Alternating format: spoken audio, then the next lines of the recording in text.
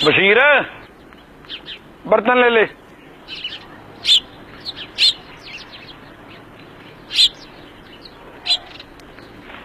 دیکھیں رفیق بھائی، میری بات مانیں، سفر کا مہینہ کسی نہ کسی طریقے سے نکالیں، پھر اب جیسے کہیں گے ویسے کر لیں گے.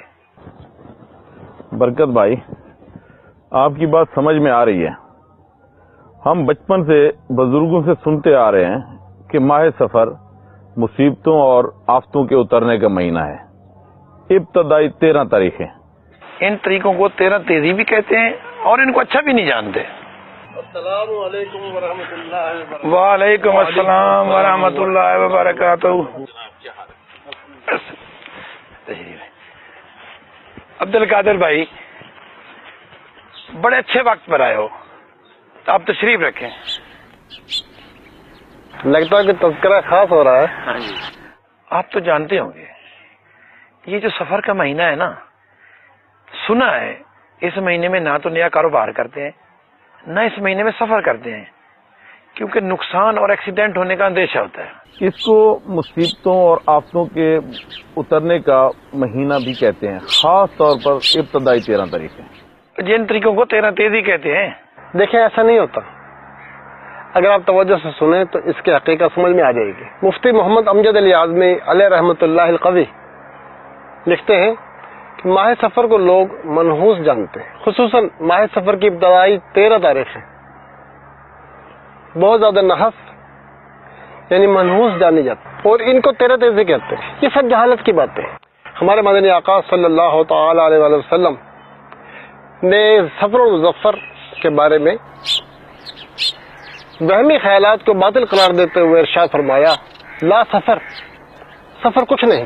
حضرت شاہ عبدالحق محدث دہلوی رحمۃ اللہ علیہ اس حدیث کی شرح میں لکھتے ہیں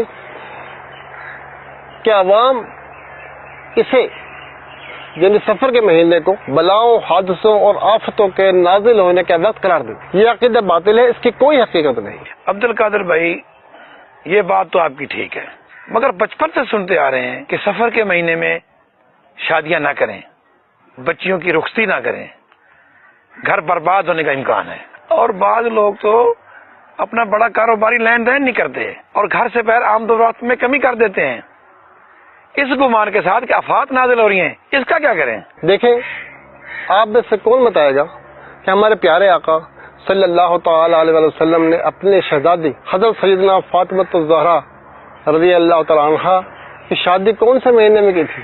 یہ تو آپ ہی بتائیں گے بھائی، ہمارے علم میں بھی اضافہ ہو جائے گا. سفر مظفر میں تو ہوئی تھی. سفر المظفر میں؟ جی، سفر مظفر پہلی ہجری میں حضرت سیدنا علی المرتضیٰ کرم اللہ تعالی وجہہ الکریم اور خاتون جنت حضرت سیدنا فاطمہ الزہرا رضی اللہ تعالی عنہا کی شادی خانہ آبادی ہوئی. بس ایک بات یاد رہے کہ اسلام میں کوئی دن اور کوئی ساتھ منحوس نہیں. ہاں، بعض دن بابرکت ہیں. کسی مہینے یا کسی مخصوص وقت کو منحوس سمجھنا درست نہیں. تمام اوقات اللہ عز و جل کے بنائے ہوئے ہیں اور ان میں انسانوں کے اعمال واقع ہوتے ہیں. جس وقت میں بندہ مومن اللہ عز و جل کی بندگی اور اطاعت میں مشغول ہو وہ وقت مبارک ہے، اور جس وقت میں اللہ عز و جل کی نافرمانی کرے وہ وقت اس کے لیے منحوس ہے. در حقیقت اصل نحوست تو گناہوں میں ہے. آپ ٹھیک کہتے ہیں عبد القادر بھائی، اصل نحوست تو گناہوں کی ہوتی ہے، دنوں اور مہینوں کی نہیں. میرے مدنی مہینوں کی کیا بات ہے، میرے مدنی مہینوں کی کیا بات ہے، میرے مدنی مہینوں کی کیا بات ہے، میرے مدنی مہینوں کی کیا بات ہے.